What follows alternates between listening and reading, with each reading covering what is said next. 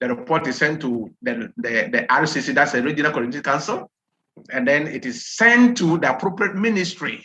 That's so that is the decentralization process of how issues emanate from the settlements to the government. And so this is the decentralization process. But often these meetings don't come.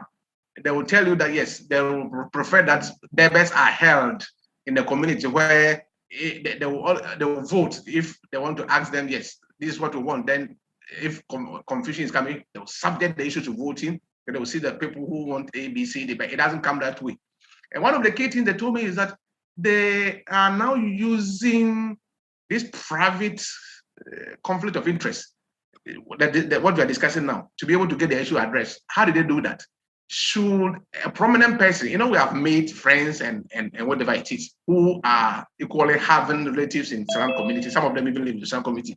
So if you have a big man, suppose that I am me being your facilitator, your lecturer, I live in the Islam community, and then I might have taught one of you and the person become a minister.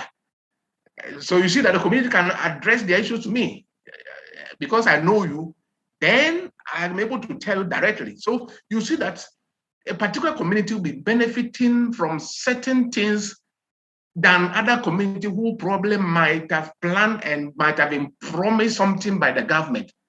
Okay, so that is how this emanates, the real conflict of interest, where a private interest is put.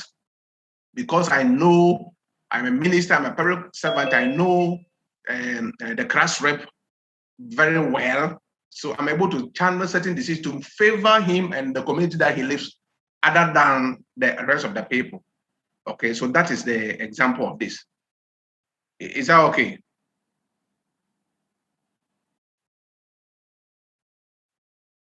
Hello? Yes, sir. Hi, sir. Is it okay? Yes, sir. Okay. Okay. Great. So let's try to tease our mind. I'm not asking us to write anything, but I just want to be careful. Like I told you, as we are discussing every day, we are setting our own questions. We are likely to be examined on this, so just take note.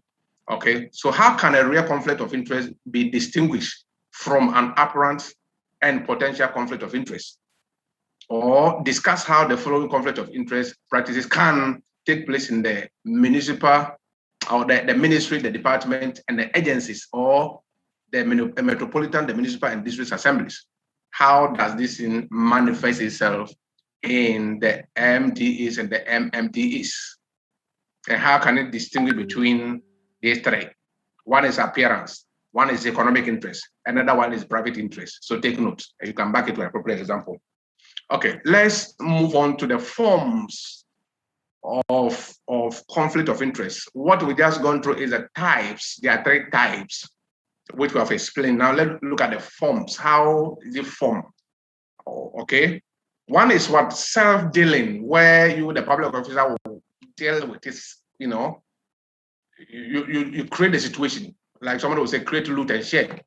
Okay, you because of your interest, you issues that are not to be dealt with within your ministry, you want to fight and get it dealt with. So self-dealing, where you know having an ulterior motive of certain interest, so you want to deal with the issue yourself. It's a form. Then influence peddling, where you are being influenced. Okay, this one is not about self, but maybe the surrounding, the environment. Sometimes it is always said that when we get to a certain point, we change. Environment can influence us to also change. You would be begging on the streets. The moment you are employed at the public space, you are getting a bit something small. Those people that you were even, playing in the gutters on the what have you, you don't want to even see them again. It is often said that when we were young or we haven't gone to the university, we were humble, we could speak to everybody, we mingle with everybody. But the moment we go to the university, begin to see things and whatever it is, When you go to the village, you don't want to even greet the people. So the environment, the circumstance where you find yourself working can influence you into that. Then using government property, we all know, is also another form of conflict of interest. V8 these days, it's as if they are meant to fly and not to ride on the streets. Every government vehicle, you see it with hazard siren here. When any vehicle you see with a siren, of course, cannot be a private vehicle. It's a government vehicle. If it's not an ambulance, it's a government vehicle. This is not good because the state, the road regulation acts clearly distinguish those who are supposed to do that. But what do we see? Okay, you often see V8s that travel far to funerals. And when they are coming, a whole lot of food stuff. Some even pack goats, animals here and there.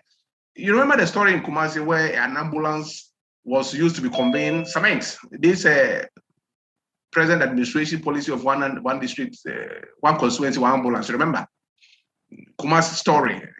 So please, now you are public officials. All of you are public officials because of the cause they are doing. Begin to dig and listen to what is happening. Was it someone last year? Yes. An ambulance that is supposed to perform certain critical services was found in Kumasi, selling cement. And the reason Kumasi traffic is so tense. Those of you who come from there, traffic is everywhere. But Kumasi is more severe because Kumasi, you don't have more arterial roads like we have in Accra. So the idea is that the ambulance, public, and of course, because it's a public vehicle, it is being manipulated by a public officer. Because of the traffic, I think they were working and they had run out of cement and they also needed the work to go on. To get the cement to the site on time, they noticed that the only way they could do that is with the ambulance, because when ambulance is going, everybody would have to give way. And they managed to follow it up and only to know that it's cement that was back in Naka. It came as a very big news, and the following day, another news came and that one died down. That is the style of Ghana. So using public or government property is another form. Then personal conduct. Personal conduct. Where some of you will say, don't you know me? Do you know where I work? You wait, I will deal with you. I will show you. These are all conflict of interest. Who are you to show me? Are you God? For the mere fact that you are occupying that public space doesn't make you to be superior. Everybody, after all, could have gone there. You were just fortunate that you are there. So your personal conduct can also construe conflict of interest. Then post-employment, yes, where because you are facilitated, you probably had recommended somebody. You are keen in expecting the person to come and do something for you. Sometimes gender balance, you know what is happening. This is, I'm told that if you want to go to the public, this is an academic discourse, so don't take me anywhere. Now, if you want to get employed in the public space, if you are a guy, sometimes you are likely to sign a contract. Like your first 6 months salary must go to somebody. If you're a woman too, then they want to have some issues that's against your will, Let me give an example here. Then I once, in a point, had this experience where during festive period, a friend came and dashed me a goat. Well, I probably said, well, I don't quite remember me being giving the person something. Of course, because we have been friends, there's a way problem I think influence his life.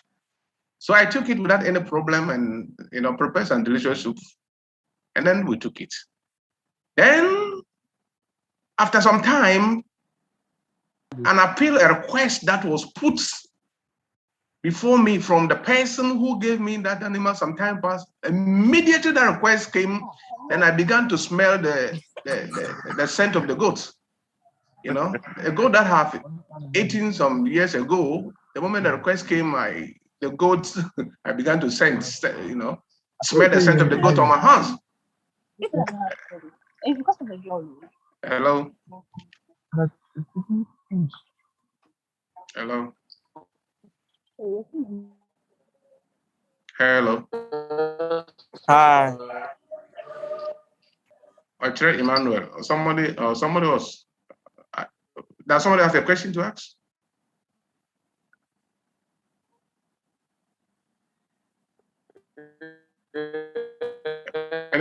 Any question, Emmanuel? Do you have a question to ask? I think Emmanuel's line is not good. Can you please put in a chat box for it to read if you have a question? And can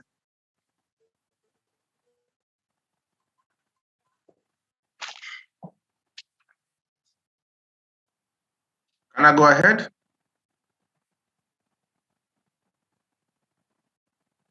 Yes, sir. Okay. Great. So post-employment can also be conflict of interest where we have heard somebody sometime and then there's, so remember, I don't know, I didn't handle you at level 200, but those I have handled, I always tell them that there's no free lunch, economics, you did it, no free lunch. For those of us who always, thank you, be very careful. You would pay for it dearly some time pass, and they are all conflict of interest. So be very careful not to be accepting it. Of course, in our Ghanaian culture, you say a gentleman or a woman doesn't refuse an offer, but these are, once you're a public officer, begin to be cautious against some of these things because it all connotes conflict of interest. Then accepting benefits. So these are the forms of, there may be many, but this is what we want to have the discussion around. Okay. So how do you manage this conflict of interest? One key thing is what? To declare or declaration of financial interest. Okay. So public officials, we have to probably, like I said, for public officers who have access to market sensitive information. So those who make fiscal policy and whatever it is, you need to be very careful. Okay, those who are able to regulate the market, those who have information to certain whatever interest, you need to declare your what have you trying to declare your because of your financial gains and so on and so forth. The other one is declaration of conflict of interest and as and when it happens. So, like I said, this is an example of the professor, my lead professor, a case that I told you quickly. You need to declare your stand, and often this in the conflict management we call this the best eye view. I think I told you this in this class where as public officers or as leaders, even in our own way, if you are to solve a problem, in order to get yourself from any possible conflict of interest to say you are behind this, you are behind who, you have to declare your stand. And sometimes the declaration of the stand is not by verbal. You may want to assume that you are sitting on top, we are a bed hanging and everybody is below you. So once you're able to see all the people involved in the conflict at the same height, then you're able to deal with it. So one of them is to declaration of conflict of what we call financial interest. Another one is to let your interest be known as soon as it's happened before you are caught in that. Now we want to move on to corruption as one of the key variables that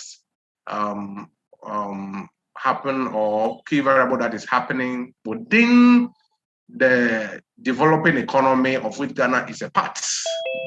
Hardly will we hear or will the day go by without hearing of financial misappropriation, corruption here and there, nepotism, and so on and so forth. So we want to look at the corruption. So the question is that are we, by nature having corruption in us, or is the society that makes us corrupt? Okay, and this sends me back to what is it?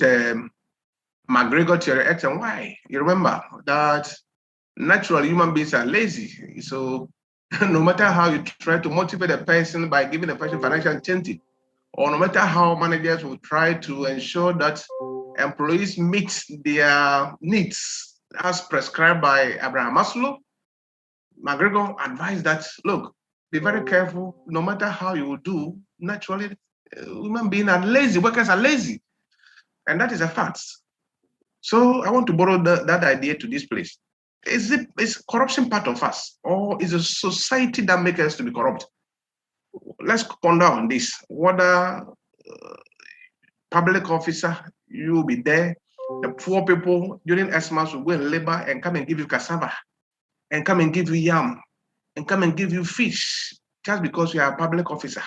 Meanwhile, when you are not gone there, they see you, they don't greet you.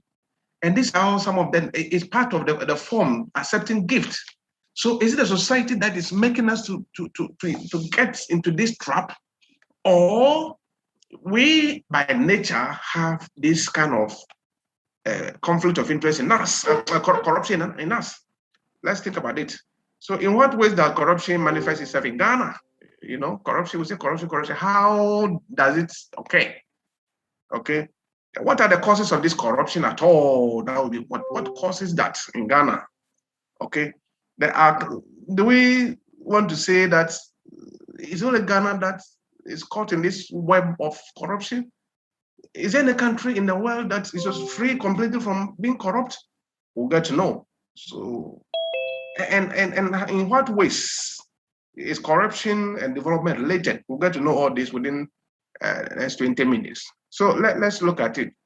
Okay, and definition here is not my problem, but of course we need to atomize the UN habitat, also, sorry, the UNDP definition, and begin to look at the issue one after the other. But of course, corruption has been explained to mean abuse of public office for personal gain. That is it.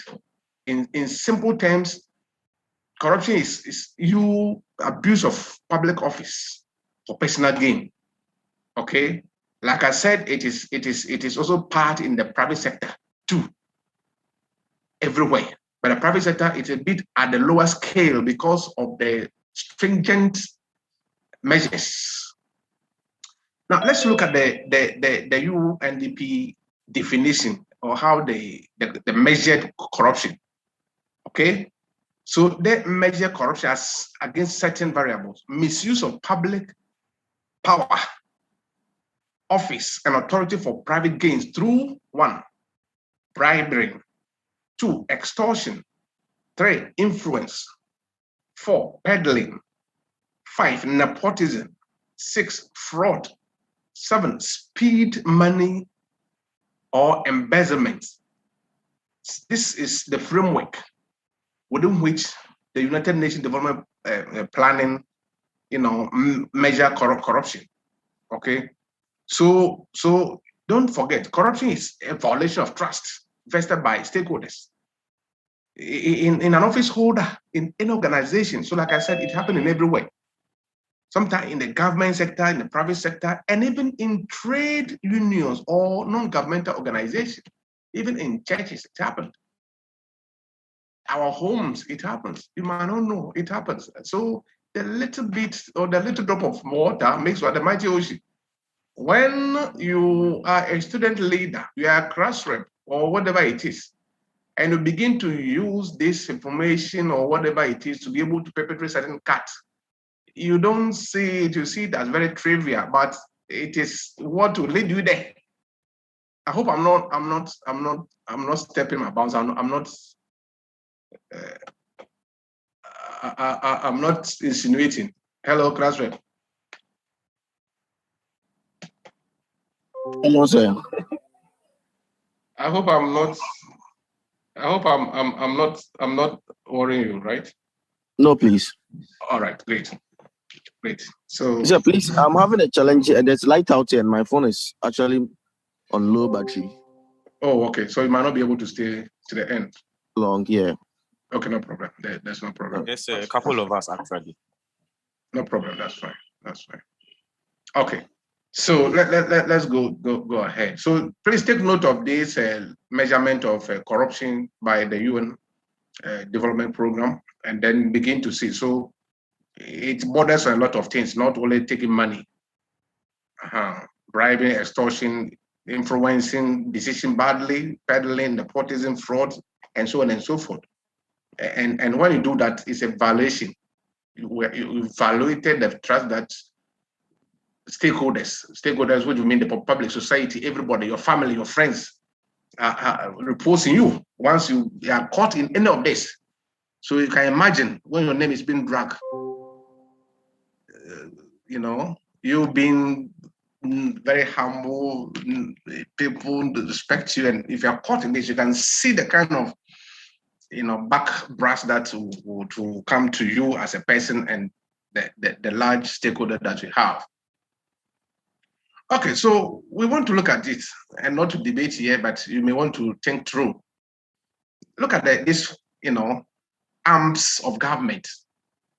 The legislature, those we have elected from the various constituencies to go and make laws for us, the MPs, the executives, through whom the president selects some of them to form cabinet. So the president, the vice president, the ministers, the executive, the judiciary, the lawyers who interpret the laws, the policies, who keep the policy holders in check to ensure that they don't abuse their power, the lawyers, the judges, the media, who also are the gatekeepers. They report, uncover certain rots that is happening. You and I don't have what it takes to be able to know what is happening in the government sector. So this media will follow and highlight the issue for us.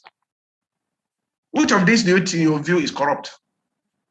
And don't forget, I don't mean public institution. If it is public institution, then we are going to go to the police, the army, the fire service, the immigration, blah, blah, blah, blah, blah. No, those are the public institutions. But I mean these arms of government. The media is a shadow or a shadow arm of government because it is not legitimate. It's not regularized as an arm of government. But of course, in every country, the media is seen as an arm of government. Without the media, there's nothing. So look at these people, look at these arms of government. In your view, which of them do you think is more corrupt in Ghana and why? The issue is yours. You think true. Hello? Yes, it's me. Yes. Any question from any contribution from me? Yeah. I could hear somebody has something. Just the question you asked. Sorry? The question you asked, I want to answer. Okay, so you talk. The executives, add something. Yes, the executives are more corrupt because I think they sit mostly on the power of government. So the president, the ministers, because anything the legislative decides, they will approve it before it happens. And if money will be used, the money comes from them. So they are more corrupt, I think. Okay. Have you looking at the definition of corruption? Well, yes, hello. Sir. So what I want us to do is that often when we say corruption, we think it's about money. So the example we are giving is limited to money, monetary corruption. But if you are looking at the various measurement layers of corruption, you notice that money is just one, but there are lots. Okay, yes. So that is your take, that because policies and of course issues here and there and so on and so forth. But the legislature also is there's no way money can be dispersed or whatever it is without the approval of the legislature. Government may want to do something. It has to, if the budget is taken to the parliament for them to approve any money that is to be awarded to any sector, it has to go to parliament. What about that? The judiciary. You remember Anasi's story, expose in Ghana about the lawyers where, they were denial injustice or because of money here and there. You remember? Look at what is happening in the media space. Now, if you want the rich people in Ghana, are the media men, right? Don't you see them? If you take about Borares, you take about, who are they? The media people. They are the most richest people in Ghana. What about them? What are they doing?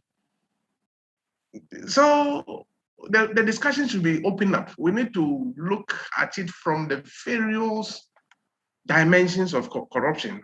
Well, yours is very good, Your argument is that we are picking one of the variable to measure this in terms of bribery or in terms of monetary corruption. You think the executive fine. Let's broaden the discussion beyond monetary whatever it is. Any question for me again? Do I continue?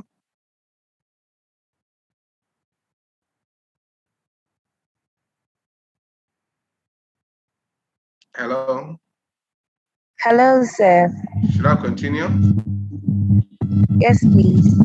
Okay. Now, we want to look at another critical, benchmark within which we'll be able to appreciate and understand the enormity of corruption within the context and our environment here. I know you've heard it, Corruption Perception Index, CPI, which is always published by, a watchdog, organization called Transparency International.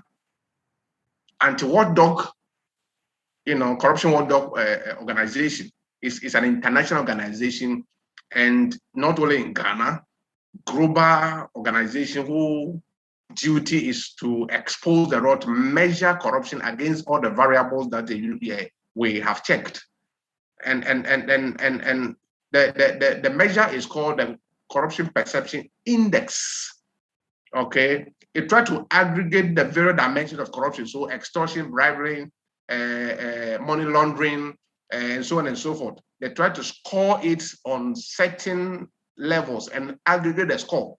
So the interest here is to be able to appreciate the score of this CPI. Okay, let's appreciate the scores of the CPI. So if the score is 0, then it means that such a country is highly corrupt. If the score is high, then the country is least corrupt. Now, if you recall leadership, where a measurement was the least preferred co-worker, where we used to measure to know the leadership star, the type of star that you bring to bear as a leader. You remember, we use LPC to score. So when you have a low score, then it means you are what? When you have a high score, it means we are what? You remember this, that's theory. I just want to bring that same idea here, that the Corruption Perception Index, it tries to aggregate the various country corruption against those indicators that we have looked at by UN, what we call definition of corruption. Okay, so when they aggregate those scores, they try to rank it. And so when your score is very low, it means that that country has a very high corruption index. If the score is very high, then that country is deemed to be very low, having corruption issues. Okay. So in 2016, on the average, global average, okay, when they try to average the various global countries or countries in the global space, in 2016, the score was 43. So out of 100, the best should have been 100. When you get 100, it means zero corruption. I want to believe that it is in heaven that we can have this. Don't you agree with me? It is heaven that we can have zero corruption. Even churches these days, corruption is more endemic in our homes. When we are sent, the ladies, the young people, when we are sent to go to markets and buy something, what do? Your mother give you money, your father give money out, and then go and buy food stuff and come. You want to get some percentage of it. And so corruption is also practiced in your various homes. You do that. When you lie to your sponsor that you needed money A or this money, whereas you don't need it, that is not what is corruption. No, the argument is that it is everywhere. So look at it. The global statistics in 2016, globally, the average is what, 43 out of 100. So it means that it is endemic everywhere. Okay? But look at something.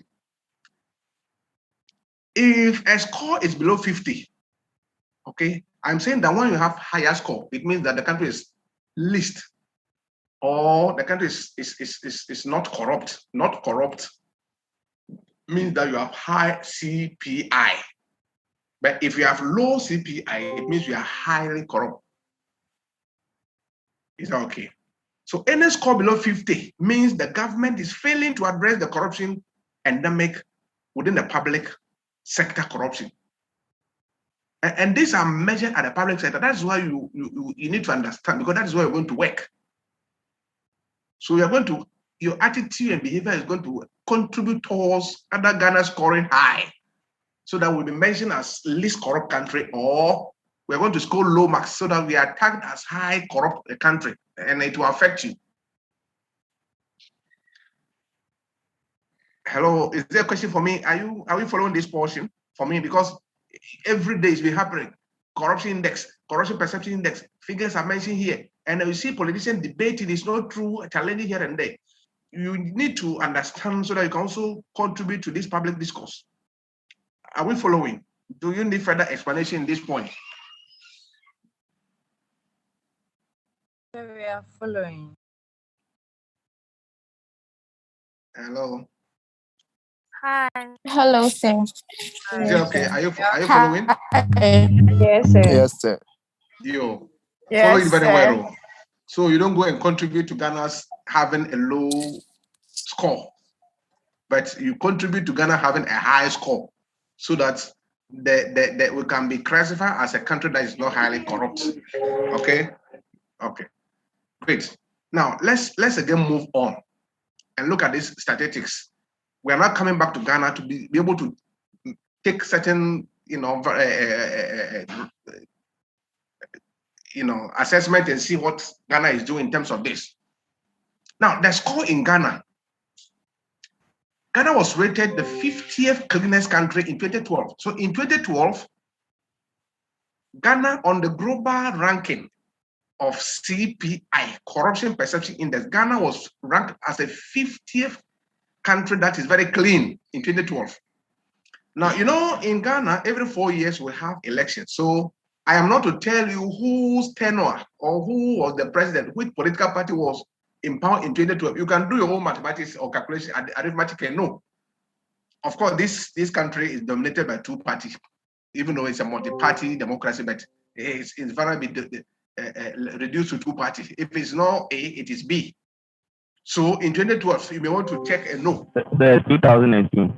2002. You may want to check and know that the Transparency International rated Ghana as the 50th cleanest country in 2002. But look at what is happening. Look at what is happening. Then we kept dropping from 50th country. We went to the 70th country in 2016. And which year was it? I guess it was an election year.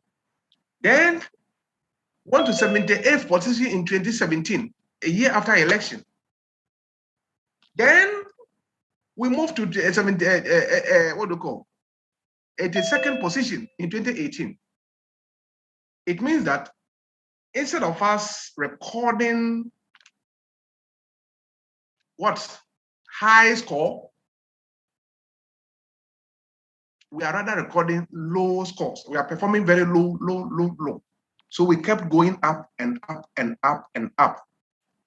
And the point is that if 2002, we were occupying the 50th position, what has changed? That we are now heading towards 82nd position, trying to overtake. Who are we challenging? Who are we trying to overtake? What has happened? What is happening to Ghana? What is accounting for this fluctuation? I want you to think deeply as public administrators. All right. So as you see on your screen, look at the perception index in 2016 ranking.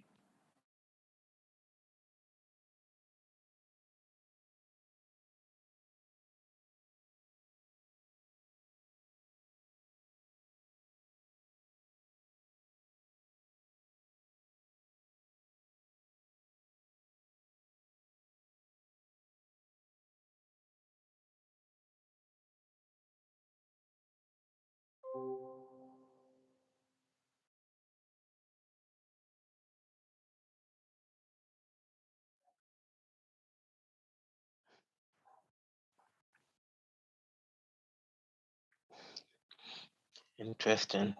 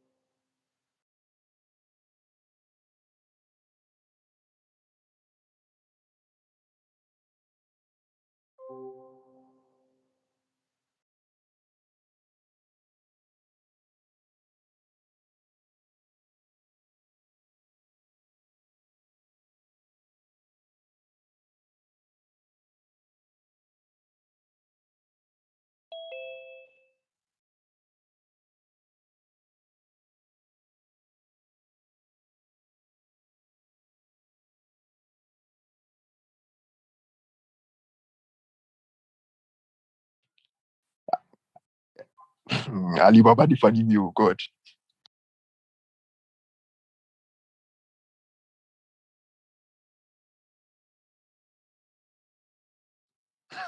Malcolm, Alibaba doing body hostler. This boy no the pets. Like the lecture no deal.